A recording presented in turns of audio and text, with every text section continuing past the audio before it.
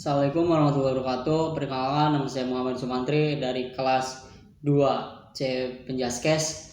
Saya di sini akan mempresentasikan tentang masalah perkembangan peserta didik atau problematika peserta didik. Nah, sebelumnya saya ingin mengucapkan selamat menunaikan ibadah puasa, dan saya memberitahukan kepada semua siswa atau siswi Penjaskes sekaligus Budi tetap di rumah saja. Lanjut, saya akan menjelaskan tentang masalah perkembangan peserta didik. Nah, 1. Perkembangan individu. Setiap individu dilahirkan ke dunia dengan membawa identitas tertentu. Hal ini berarti bahwa karakteristik individu diperoleh melalui warisan atau pihak orang tua. Karakteristik tersebut menyangkut fisik atau psikis atau sifat-sifat mental. Nah, yang kedua, masalah perbedaan individu dalam hal kecerdasan, kecakapan, hasil belajar, bakat, sikap, kebiasaan, pengetahuan, atau kepribadian dan cita-cita, kebutuhan, minat, dan pola dirinya. Yang ketiga, masalah kebutuhan individu dalam hal memperoleh kasih sayang, memperoleh harga diri, memperoleh pengharapan yang sama, ingin dikenal, peroleh prestasi dan posisi untuk kebutuhan orang lain, merasa bagian diri kelompok, merasa aman dan perlindungan diri, untuk memperoleh kemerdekaan diri. Yang keempat, masalah penyesuaian diri dan kelainan tingkah laku. Kegiatan atau tingkah laku merupakan individu, hakikatnya merupakan cara pemenuhan kebutuhan. Banyak cara yang dapat ditempuh individu untuk melalui kebutuhan, baik secara wajar maupun tidak wajar. Nah, yang kelima, masalah belajar. Masalah belajar merupakan kegiatan inti pendidikan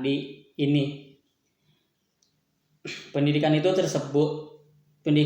sendiri dapat diartikan sebagai pembantuan perkembangan melalui kegiatan belajar secara psikologis. Belajar dapat diartikan sebagai proses perubahan atau tingkah laku baik kognitif dan efektif maupun psikomotor peserta didik tersebut.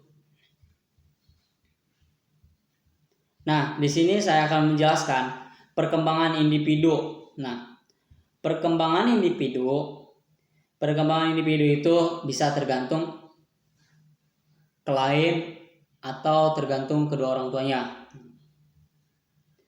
yaitu dapat faktor-faktor sebagai berikut, yaitu faktor keturunan atau faktor dari lain lah. Nah, yang kedua, masalah perbedaan individu. Masalah perbedaan individu itu ada perbedaan biologis dan perbedaan intelektual. Perbedaan biologis, di dunia ini tidak ada seorang pun yang memiliki jasmani dan persis sama meskipun dalam suatu keturunan. Nah, jadi setiap manusia itu mempunyai keberadaan masing-masing, tidak mempunyai kelebihan atau kekurangannya masing-masing. Itu yang itu perbedaan intelektual. Perbedaan intelektual itu merupakan salah satu aspek yang selalu intelektual untuk dibicarakan dalam suatu dunia pendidikan. Kekuatan itu dikarenakan integrasi adalah unsur yang ikut mempengaruhi keberhasilan belajar anak didik.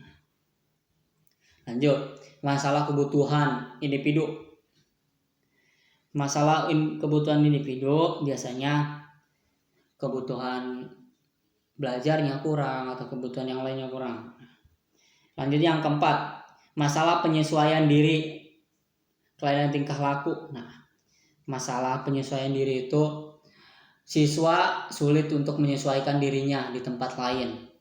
Contohnya, dari suatu desa pindah ke kota, dia susah menyesuaikannya. Tuh. Masalah belajar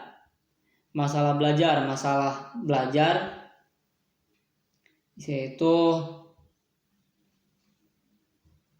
masalah belajar biasanya siswa itu kekurangan alat-alat, kekurangan mata pembelajarannya, atau kekurangan yang lainnya. Nah, mungkin segitu yang bisa saya sampaikan. Kurang lebihnya mohon maaf. Wabillahi taufiq walhidayah. Wassalamualaikum warahmatullahi wabarakatuh.